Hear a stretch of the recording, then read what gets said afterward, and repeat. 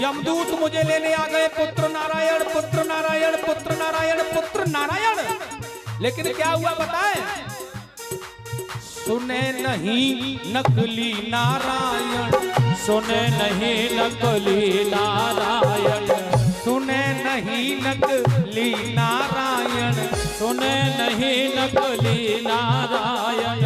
आई गए असली नारायण, आए गए असली नारायण, आए गए असली नारायण, आए गए असली नारायण। मेरे भैया हरि गुण गयो रे, गयो रे, यमदूत खैच रहे आए नारायण मोहे बचैयो रे, बचैयो रे, यमदूत खेच गए मोह।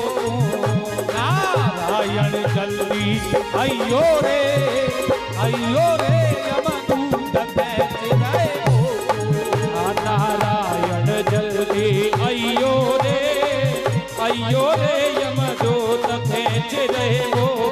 ओ यमदूत खैच रहे मोह, यमदूत खेच रहे मोह, यमदूत खैच रहे मोह, यमदूत खेच रहे मोह, यमदूत खैच रहे मोह।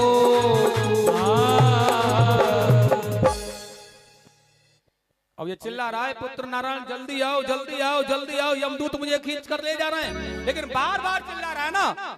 महापुरुषों ने बड़ा सुंदर कहा है महाराज, भाव को भाव अनख आलस हूँ, नाम जपत मंगल दिस दसहु।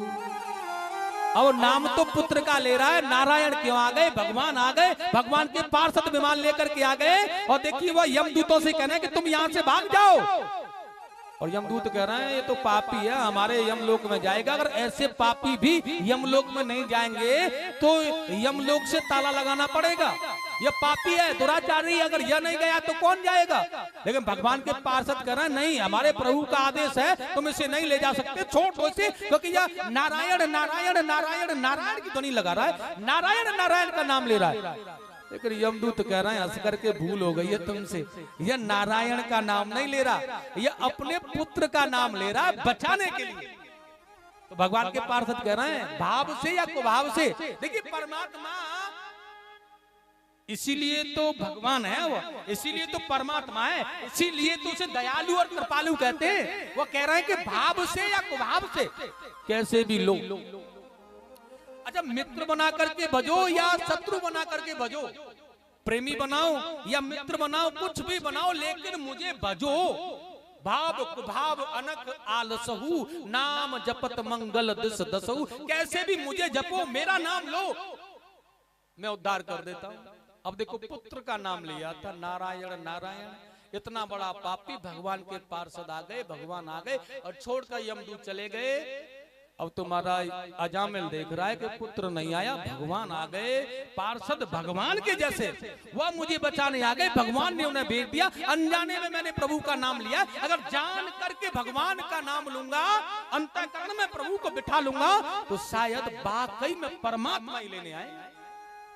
और सज्जनों, आज वह सब कुछ छोड़ करके मोह के बंधनों से निकल करके जितेंद्रिय हो गया और वैराग्य लेकर के वन में चला गया साहब। और भगवान का भजन करते हुए निरंतर भगवत भक्ति को प्राप्त करता हुआ भगवान के स्वधाम के लिए गया है। आज साक्षात परमात्मा के धाम में चला गया, मोक्ष मिल गया, आनंद की अनुभूति प्राप्त की, भगवान ने उसे अपना बना लिया।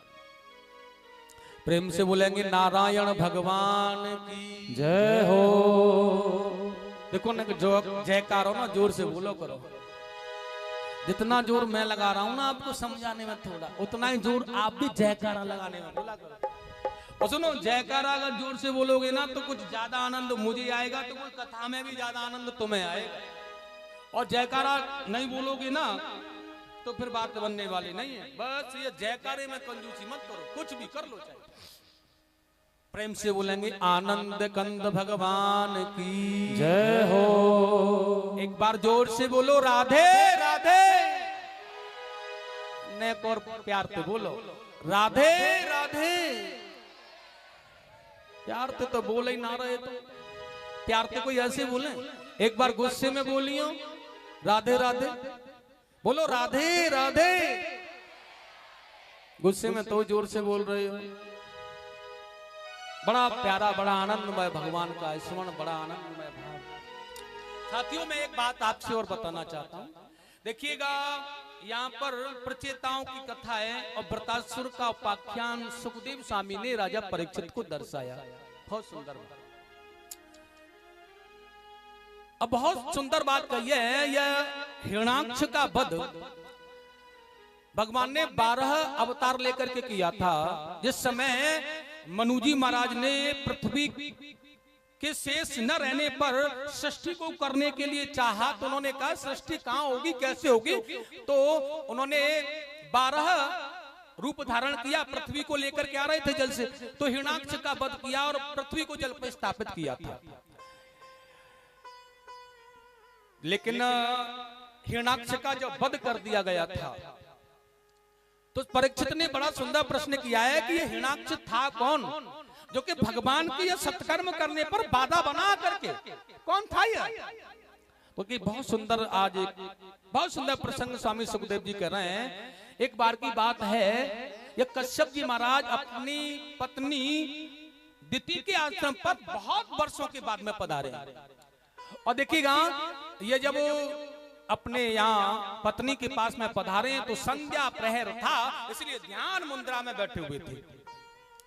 लेकिन साथियों, मैं आपको बता देना चाहता हूँ, संध्या के समय की बात, बहुत समय के बाद में पति के आने पर आज माता दिति को बिल्कुल भी होश नहीं रहा है।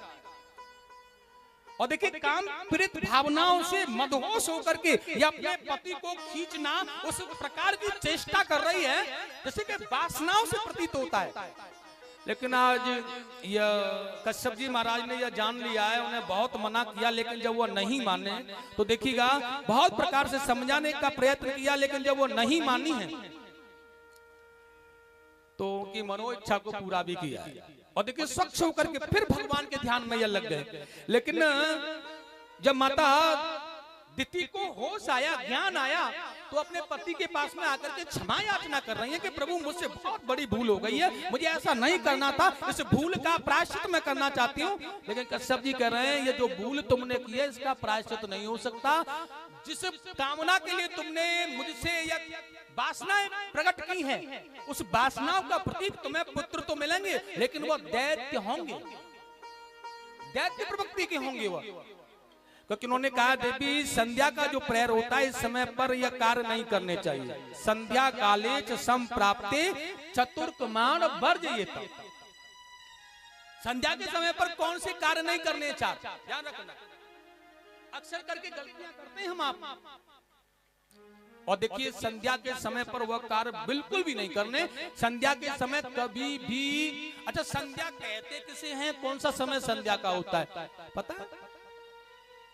जैसे आप रात्रि नहीं कह सकते और दिन नहीं कह सकते। भगवान भास्कर जब छिप रहे होते हैं वह दिखते नहीं हैं और ऐसा महसूस होता है, वह संध्या प्रहर होता है, संध्या काल होता है। उसमें कभी भी उस समय हमें भोजन नहीं करना चाहिए। और अगर हम संध्या के समय भोजन करते हैं ना, तो अनेक प्रकार के अनगिनत रोगों की हमारे शरीर में वृद्धि हो जाती है, अनेक अनगिनत रोग। इसलिए भोजन नहीं करना चाहिए। और देखिए, संध्या के समय पर कभी भी हमें पठन पाठन नहीं करना चाहिए। आजकल के तो ट्यूशन ही बच्चों के जो होते हैं, संध्या प्रेयर होते हैं, ज्यादातर नहीं होने चाहिए। संध्या के समय पढ़ना लिखना नहीं चाहिए, बहुत ज्यादा ध्यान उसमें नहीं देना चाहिए, क्योंकि विवेक नष्ट होने का भय होता है संध्या के प्रेयर ऐसा करने से। और देखिए, संध्या प्रेयर में हमें कभी भी विषय वासनाओं में मन नहीं लगाना चाहिए। अगर हम संध्या के प्रेयर विषय वासनाओं को भोगते हैं तो हमारे यहाँ दुष्ट संतान होने का भय होता है। वो संतान कभी भी हमारे सेवा नहीं कर सकती, माता पिताओं की कभी भी, बुजुर्गों की सेवा नहीं कर सकती, वो दैत्य प्रवृत्ति जैसे होते हैं। और संध्या के समय कभी भी निंद्रायाम हरते लक्ष्मी, कभी भी हमें संध्या के समय सोना नहीं चाहिए। खर्राटे लेकर के आंख बंद करके सो जाते हैं ना संध्या के समय, खटिया को तोड़, कभी भी वहां पर बता रहे हैं सुखदेव स्वामी, निंद्रायाम हरते लक्ष्मी, वहां कभी निंद्रा देवी के आने पर लक्ष्मी जी का पैरा नहीं होता, वो चली जाती है। थोड़ा सा साधन है बस। अगर इन प्रकार के 4 कार्यों को हम अच्छे ढंग से भी कर लेना तो जीवन बहुत आसान हो जाएगा, बहुत आसान। निरोगी हो जाएंगे। सबसे पहली बात, रोग बहुत जल्दी नहीं छू पाएंगे हमें। विवेक की प्राप्ति हो जाएगी, भगवान शिव की कृपा होगी। अच्छा तो करना क्या चाहिए साहब संध्या के समय? संध्या प्रहर रुद्र भगवान का प्रहर होता है।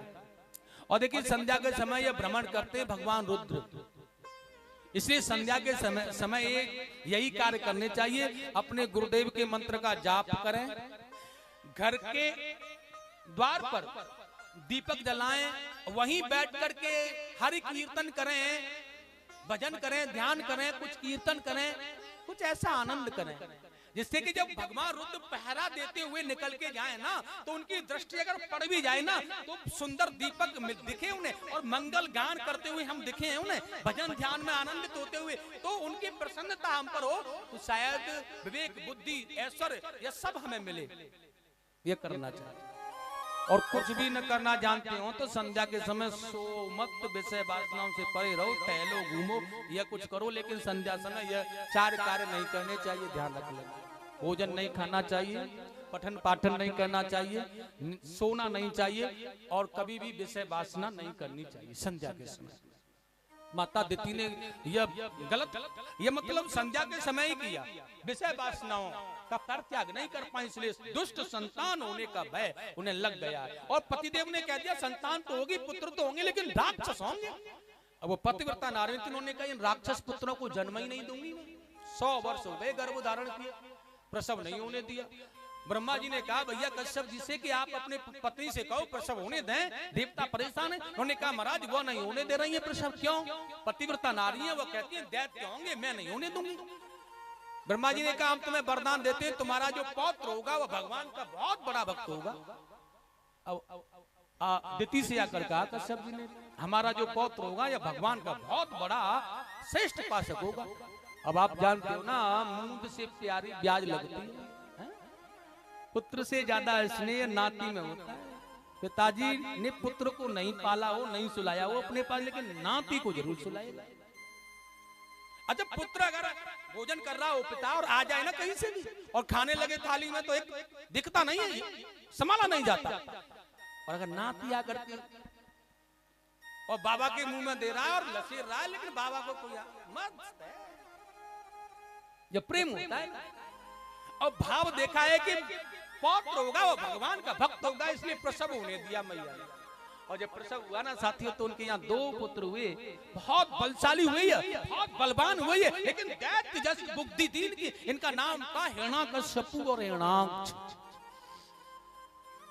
अब हिरण्याक्ष को तो मार दिया भगवान ने, क्योंकि जिस समय वह पृथ्वी को खोज करके ला रहे थे तो वह जाकर के उनसे कहने लगा यह मेरी है, अपना बनाने लगा। भगवान ने मार डाला और उसे पृथ्वी को स्थापित किया। लेकिन जब हिरण्याक्ष का वध कर दिया तो परिवार के लोग रो रहे थे, माताएं जो भी सगे संबंधी थे। हिरण्याकश्यप ने उन्हें बहुत अच्छी प्रकार से समझाया, मैया मेरा भाई वीर गति को प्राप्त हुआ है, और युद्ध के मैदान में वीर गति को प्राप्त होने वाले वीर पुरुष के लिए कभी भी आंसू नहीं बहाए जाते, और कोई भी माता को उसके लिए आंसू निकालने की आवश्यकता नहीं है। जो महान और वीर पुरुष होते हैं उनके लिए रोना तो व्यर्थ है साहब। कितनी बड़ी बात कर रहा है माँ। जैसे यह संसार रंगमंच का नाटक है, इसमें जीव आता है चला जाता है, जाने वाले को जाने दो, क्योंकि हमारी बचत नहीं है उसे रोक पाए, हम नहीं रोक सकते उसे, लेकिन आने वाले का सत्कार करो जो कि हमारे पास आ रहा है। अब जाने वाला तो हमारे पास नहीं है, जो जा रहा है वो तो परमात्मा ही साक्षी है, सब परमात्मा की कृपा है, जो जा रहा है या रहेगा, इसलिए वह रोक नहीं सकती। आप कितना भी कुछ कर लेना, वो जाएगा तो जाएगा,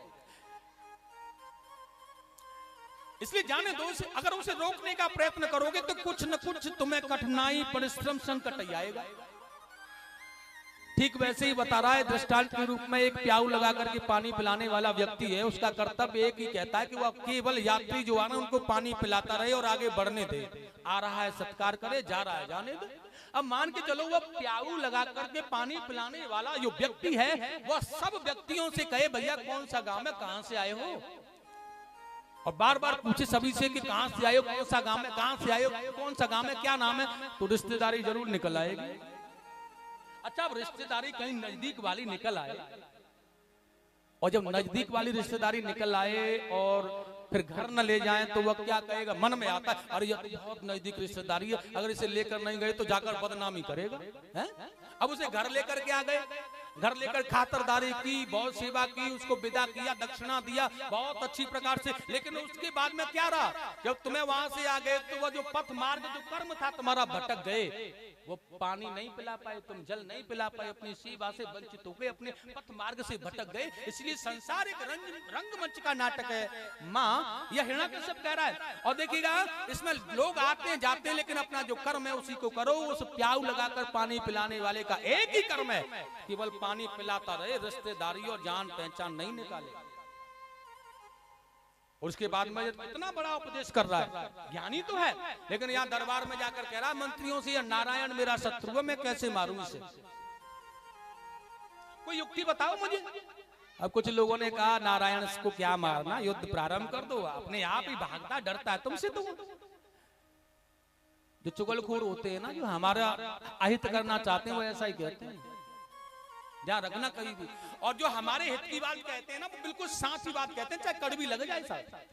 किसी ने कहा महाराज भगवान को मारना, नारायण को मारना इतना सहज नहीं है, इसलिए तुम्हें एक काम करना होगा, तपस्या करनी होगी। उनकी बात मान करके हिरण्यकश्यप को तपस्या के लिए गए, तो देवराज इंद्र ने जाकर ब्रह्मा जी से कहा आपकी तपस्या करना चाहता है, आप वरदान देंगे जाकर कि हमें कष्ट होगा, इसलिए इस तपस्या से वंचित रह जाए, रुक जाए, कुछ भी उपाय करो। एक तोते का भेष धारण करके यहाँ पर ये आए हैं। तो देखिए वहां जहां जब बैठा है ना तपस्या करने, वहीं आकर कर रहे हैं नारायण नारायण नारायण नारायण नारायण। हिरण्यकश्यप ने कहा बता अब सगन हो गया, हम तपस्या करने आए और शत्रु का नाम